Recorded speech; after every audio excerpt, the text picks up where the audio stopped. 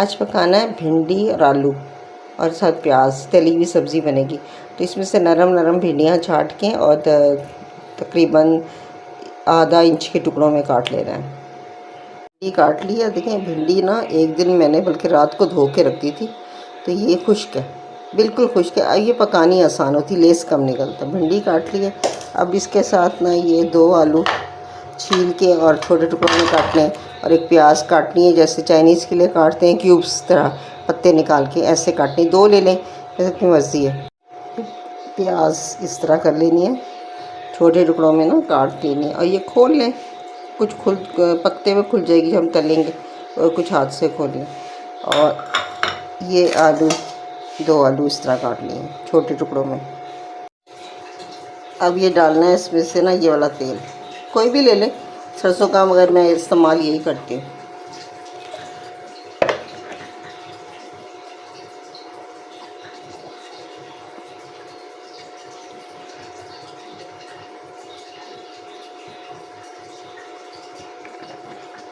अब इसमें सबसे पहले ना प्याज तल के निकालेंगे। इसमें डालनी है सबसे पहले प्याज, और इसको तलना नहीं है कि इससे इसका रंग बदल जाए, इतना करना है।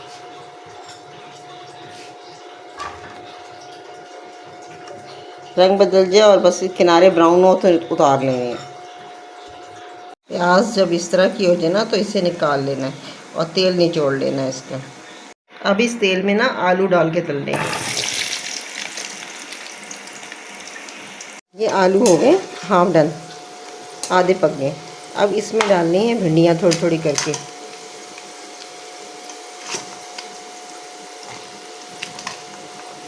और इनको भी तलना है।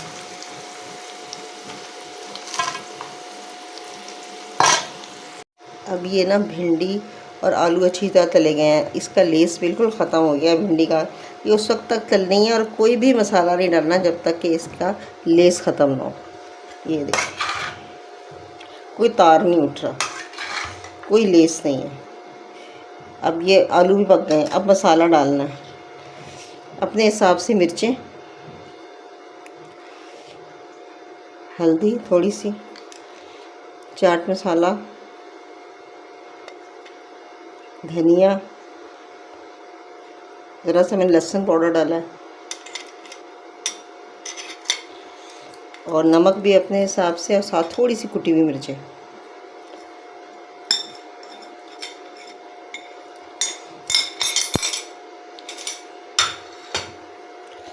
इसे अच्छी तरह मिक्स करना है। साथ वो प्याज जो हमने तल के रखी थी, ये प्याज पहले से डालते ना तो ये ब्राउन ही हो जाती, बिल्कुल ख़त्म हो जाती।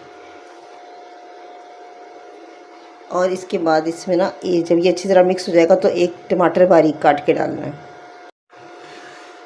ये अच्छी तरह मिक्स हो गया। अब देखें इसकी तली साफ़ है, यानी इसका लेस नहीं है बिल्कुल। खुश्क भिंडी थी, धो के मैंने रात भर छोड़ दी थी छलनी में, सुबह तो बिल्कुल खुश्क थी, इस वजह से ये जल्दी पक गई। एक टमाटर मैंने लिया, ये बिल्कुल छोटे छोटे ना टुकड़ों में काट लेना, चकोर में। तो फिर ये बस डाल के और 2 मिनट 3 मिनट बाद देखना, नमक मिर्च चेक करना है और इस तैयार हो जाएगी। इसमें नमक कम लग रहा था, मैंने अपने हिसाब से और डाला है। अच्छा, इसमें डालना है 2 नींबुओं का रस। अब नींबू तो थे नहीं, तो मैंने ना 1 चमची या थोड़ा सा आधा ढक्कन ये सिरका ले लिया वाइट, ये डाल दिया। इसमें नींबू का रस ज़्यादा अच्छा लगता है।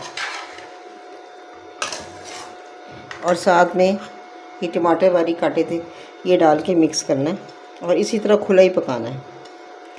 और अगर जब ढक्कन भी ढकेंगे ना तो बीच में चम्मच डाल के ढकते हैं, ताकि उसमें से ना स्टीम निकलती रहे, इसके अंदर जमा ना हो, वरना पानी पानी हो जाता है, टेस्ट अच्छा नहीं होता, खड़ी नहीं रहती ना भिंडी। तो इसको जब ढकेंगे भी ना तो इस तरह डोई इस पर रख देते हैं और फिर इसके ऊपर ढक्कन लगाते हैं, वरना ना ढकें, इसी तरह गरम गरम सर्व कर लें, ज़्यादा अच्छा।